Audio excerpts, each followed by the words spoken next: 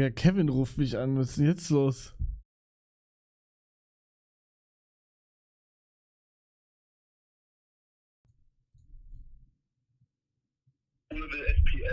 Jo, Hallo?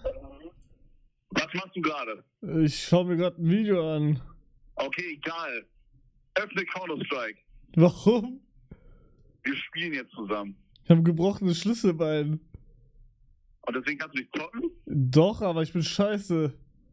Ja, aber also kannst du nicht aimen damit oder so? Ich bewege mich damit.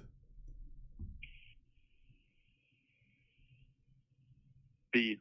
Also das links, damit WASD. Also ich kann spielen, Okay. aber ich bin scheiße. Okay, also bist du ein bisschen eingeschränkt gerade?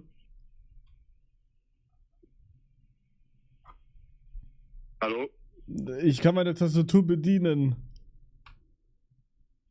Egal. Denkst du kannst krass genug drücken, dass wir MG2 umnieten? Was? Meinst du kannst krass genug aimen, dass wir MG2 Digga, ich habe keine Ahnung, was NG2 ist. Du hast keinen Rank? Doch. Welcher Rank bist du? Was war die Frage, welcher Rank ich bin? Ja. Ich bin Rank DSAG 3. DSGA 3? Bro, hast du gekippt? Was haben die dir für Schmerzmittel gegeben?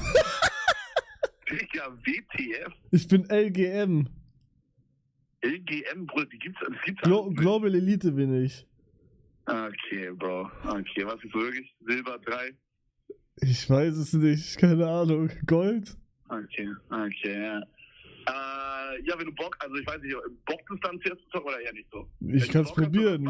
Aber wenn's Ja, let's go, dann sehen wir uns gleich Discord. Wann?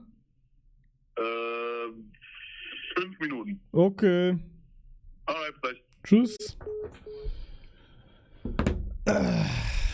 Digga, ich kann absolut kein CSGO spielen.